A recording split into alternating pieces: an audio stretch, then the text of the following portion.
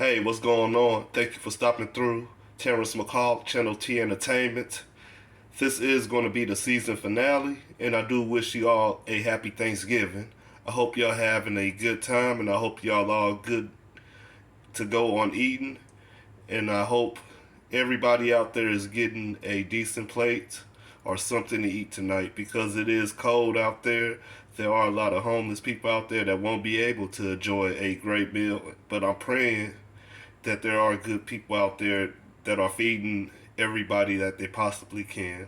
I do send a shout out to everybody that is contributing to helping the homeless, like giving out free turkeys, canned foods, whatever you can do. I give my heart out to you guys. Thank you very much. Um, this is going to be the season finale, like I said. I'm going to be showing y'all how to make a butterscotch cake. Make sure you like and subscribe to my page and leave a comment. Okay, so you can see I have my ingredients ready. I have my cake mix, whipped cream, cheese, frosted. I'm sorry. I have my condensed milk, and I have the butterscotch morsels, and along with 3 eggs. Okay, so what I am doing right now is stirring my butterscotch morsels and the condensed milk together. Excuse me for the pot being moved. Now what you want to do is you want to make sure that the morsels are not sticking to the bottom. Now what I'm doing right now, I do have the fire up a little bit too high, up to 8, but once it's melted, then make sure that you turn it down. That way your morsels don't burn to the bottom of the pot. Okay, so I took my butterscotch off the burner and I'm letting it cool off. Okay, so I put the cake mix into the bowl. I don't have no bigger bowl right now thanks to all the Thanksgiving food that was made today. That is pretty much put up for right now. It will be eaten. Anyway, I'm going to move on to the video.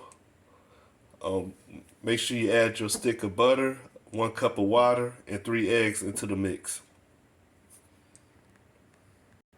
And that butter is 1/3 cup of butter. Okay, so you want to have your mixer on medium. That's between 2 or 3. Make sure that you get everything. Okay, so as you can see, I'm done mixing the batter together.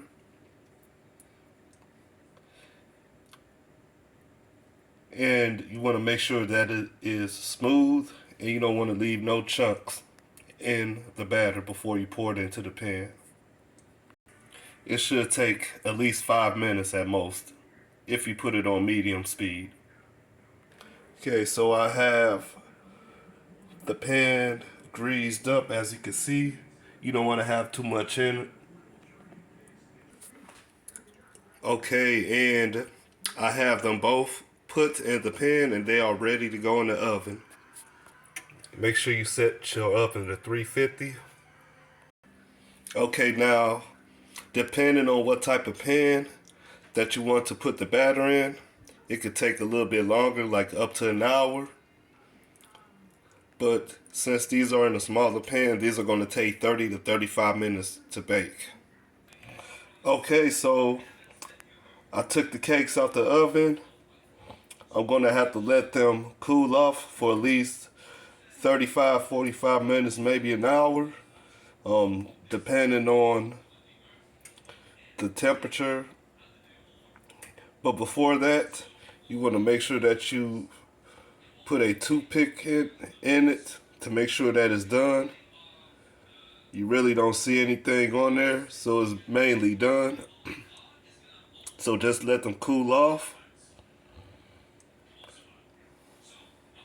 Now, If you want, you can poke holes into them, because what I was going to do is I was just going to put the not caramel, but the butterscotch icing into the cake. But you're going to see that pretty soon. I'm going to end this video. I'm going to come back a little bit later on. I also do